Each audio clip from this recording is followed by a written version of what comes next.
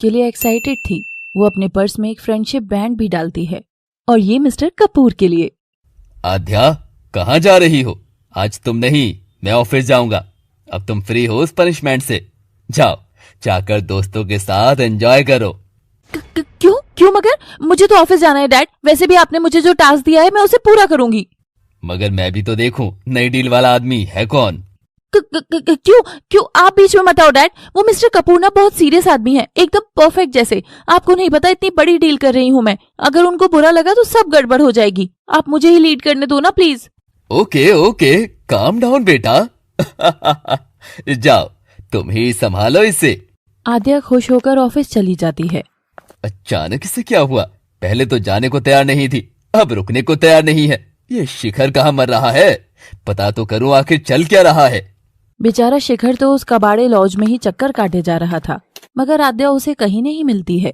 हाँ hello sir, वो मैं बस आध्या का पीछा करते हुए लोनावाला आया था। ओ यू फूल, आध्या घर पर है तो तुम वहां अपनी बहन की शादी में गए हो क्या? इडियट, वापस आओ और देखो आखिर ऑफिस में चल क्या रहा है। बेवकूफ कहीं के। सॉरी सर, आध्या तुम्हारे प्यार में कितनी ही गालियां सुनने को मिलेंगी मुझे, पर मैं पीछे नहीं हटूंगा।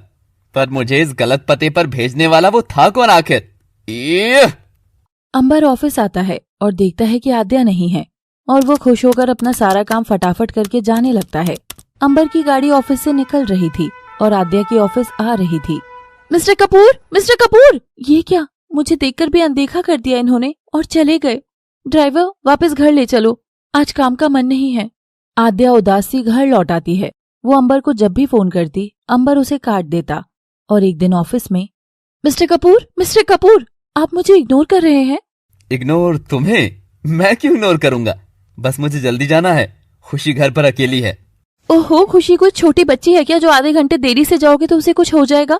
वैसे भी उसकी बड़ी माँ है ना उसके साथ। आप बस अभी कुछ देर रुको ना मेरे साथ मिस्टर कपूर। आपका हाथ कितना गर्म है और तन्हा भी।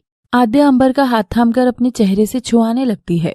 देखो आद्या, तुम जो करना चाह रही हो वो ठीक नहीं है। तुम अपना ध्यान रखो। मैं शायद अब ये डील और आगे नहीं बढ़ा पाऊंगा। मैं कोई और इन्वेस्टर देखता हूँ। मिस्टर कपूर, नहीं, रुकिए। आप अचानक इतने बदल कैसे गए? आप मुझे जानबूझकर अनदेखा कर रहे हैं, मेरी मस्ती मजाक पर भी रिएक्ट नहीं कर रहे। ऐसा क्या बदल गया कि आप डील ही छोड़ रहे हैं? इसलिए ना ताकि आप मुझसे दूर रह सके, पर सवाल तो ये है कि क्या आप मेरे करीब आ रहे हैं? क्या आप उस करीबी से डर रहे हैं?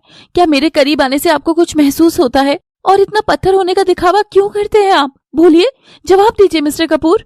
अंबर रुककर सब सुनता तो है, मगर जवाब दिए बिना ही वहां से चला जाता है और आद्या बस पुकारती रह जाती है। अंबर को जाता देख आद्या के सीने में अजीब सी चुभन उठती है और वो इतना फूट कर रोती है कि वहीं फर्श पर घुटने जमा देती है। मुझे इतना फर्क क्यों पड़ रहा है मिस्टर कपूर?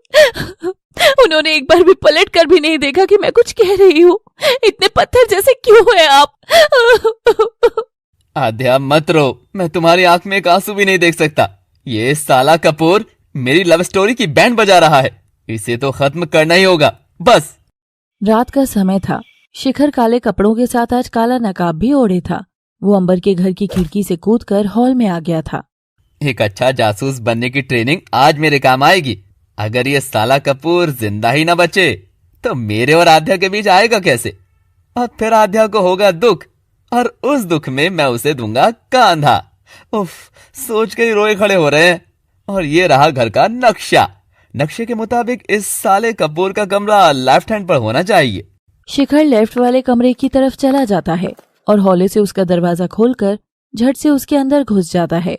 शिखर बिस्तर पर अंबर को सोता देख खुश होता है और हौले से तकिया उठाकर कूदकर उसका मुंह दबाने लगता है।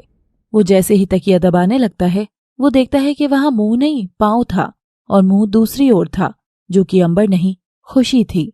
शिखर अब घबरा गया था। गहरी नींद में सो रही खुशी को जब दबाव महसूस होता है तो वो उबासी लेते हुए जागती है। अजीब ही सपना था, ऐसे लगा जैसे कोई मुझ पर कूदा हो। ओह गॉड, 2 बज रहे हैं, जल्दी कर खुशी, जल्दी कर। शिखर खुशी की नजर से बचने के लिए तब तक बिस्तर के नीचे छिप गया था और खुशी को देख रहा था। ये पागल की बच्ची यहाँ कैसे आ गई? यहाँ तो इसके बाप को होना चाहिए था। सारा प्लान खराब कर दिया। और खुशी कमरे में अपनी नाइटी की जैकेट निकालकर हॉट सी नाइटी में आ जाती है। नेहा ने कहा था ना खुशी, यू आर सो बोरिंग। तो अब मैं दिखाती हूँ उसे कि कैसे हॉट एंड सेक्सी बनते हैं। खुशी का परिवार उसे बहुत प्यार करता था, इसलिए उसे कभी बाकी लड़कियों की तरह इतनी खुली छूट नहीं मिली। सब पजेसिव ही रहे, मगर खुशी भी अब चाहती थी कि वो भी जेंजी की तरह क्लब वाली लड़की बने और वो यूट्यूब पर वीडियो लगाती है। ओके, अब मैं प्ले करती हूँ how to do cat walk. खुशी पूरे कमरे में मटक मटक कर चलते हुए पोज दे रही थी, फ्लाइंग किसेस दे रही थी। बिस्तर के नीचे छिपा शिखर ये देख हंस रहा था। और अब मैं सीखूंगी हॉट बनना। अब लड़कियां अपना सीना तान कर चलें, कमर सीधी, बैक थोड़ा पीछे, मुंह थोड़ा पतला बनाए लाइक अ फिश। और ऐसे आप इतनी हॉट लगेंगी कि कोई भी 6 फीट का लड़का आपको आराम से प्रपोज कर देगा। खुशी भी सीना तान कर चलने लगती है और चलते चलते हील पर से उसका पांव यूं फिसलता है कि वो गिरने लगती